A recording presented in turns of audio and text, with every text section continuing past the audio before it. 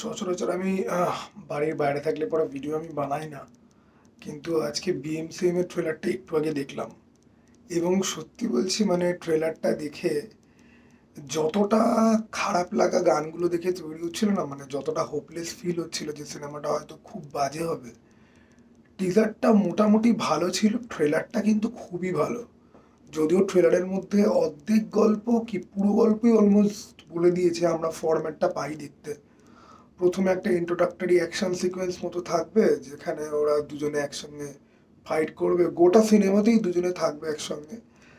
ভিলেনের ইন্ট্রোডাকশনও ট্রেলারের মধ্যে শো করে দিয়েছে, হিরোদের ইন্ট্রোডাকশনও আছে, এবং মাঝ রাস্তায় দুজনের মধ্যে একটা কনফ্লিক্ট হবে এবং লাস্টে গিয়ে ক্লাইম্যাক্সে দুজনে। হ্যাঁ, একটা জিনিস আমি খেয়াল করলাম, ট্রেলারে যতগুলো শট রয়েছে সিকোয়েন্সগুলোর মধ্যে থেকে সাধারণত আমি বুঝতে পারি যে এটা ইন্ট্রোডাক্টরি হবে, এটা কনফ্লিক্টের পার্ট হবে, এটা ক্লাইম্যাক্সে থাকবে। তো এখনো অবধি এরকম কোনো শট দেখে আমার মনে হলো না যেটা ক্লাইম্যাক্সে থাকবে।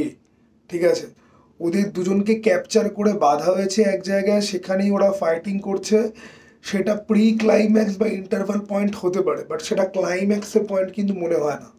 ঠিক আছে, এবং মারামারির লেভেল তো ভালোই, স্টান্ট ওয়ার্কগুলো খুব ভালো দেখতে লাগছে। অক্ষয় কুমারকে আমার বেশি ভালো লাগছে টাইগার শ্রফের থেকে। ঠিক আছে, এবারে এক্সপেকটেশন খুব কমে গেছিল, এখন আমি একটু হলেও এক্সপেকটেশন রাখছি। কারণ শত হলেও এটা পূজা এন্টারটেনমেন্ট, আলটিমেটলি এখানে অক্ষয় কুমার আর টাইগার শ্রফ রয়েছে যারা ক্রিটিসিজমের ব্যাপারে কেয়ারই করে না, কিন্তু সিনেমার ডিরেক্টর কিন্তু ভালো। So there is a huge chance যে সিনেমাটা কিন্তু অ্যাকচুয়ালি এনজয়েবল এবং এন্টারটেনিং হলে পরেই হবে।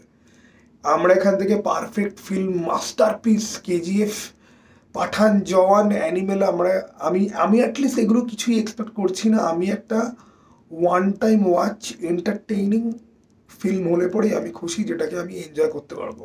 ঠিক আছে, তারপরে সেটার ফ্ল থাকুক, প্লট হোলের মধ্যে গন্ডগোল থাকুক, রোস্ট করার মতো হোক, যাই হোক, অ্যাটলিস্ট হলে বসে দেখার সময় প্রথমবার যখন দেখব সেরকম ওয়ান টাইম ওয়াচ এনজয়েবল যেন হয়। অনেকটা অতি উত্তম, যেরকম যে তুমি প্রথমবার দেখলে পরে তোমার বেশ ভালোই লাগবে, তারপর তুমি যত ভাবতে আরম্ভ করবে তত খারাপ হবে, সেই রকম যেন না হয়। ঠিক আছে, এইটুকুনি হলে পরেই খুশি।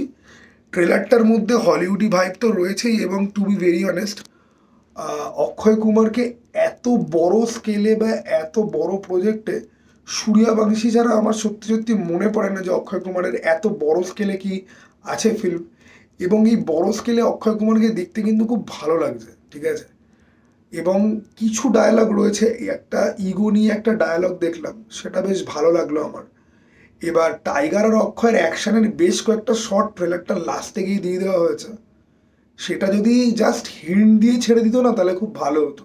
বাট এনিওয়ে, ওরা পাবলিক টানার জন্য, এনিওয়ে এই ফিল্মটা কাইন্ড অফ ছাপড়ি আর অ্যাকশন লাভার আর কমার্শিয়াল ফিল্ম ফ্যান, তাদেরকে কেটার করেই বানানো যেহেতু হচ্ছে, অত ক্লাসের ব্যাপার নেই। ট্রেলারের এন্ডিংয়ে গিয়ে ওদের খেলাখেলির অনেকগুলো শট দিয়ে দেওয়া হয়েছে, ওটা যদি শুধুমাত্র হিন্ট দিয়ে বা একটা শট দেখে যেখানে দুজন দুজনের দিকে আসছে দেন স্ক্রিনটা ডার্ক যদি হয়ে যেত তাহলে অনেক বেশি ভালো হতো।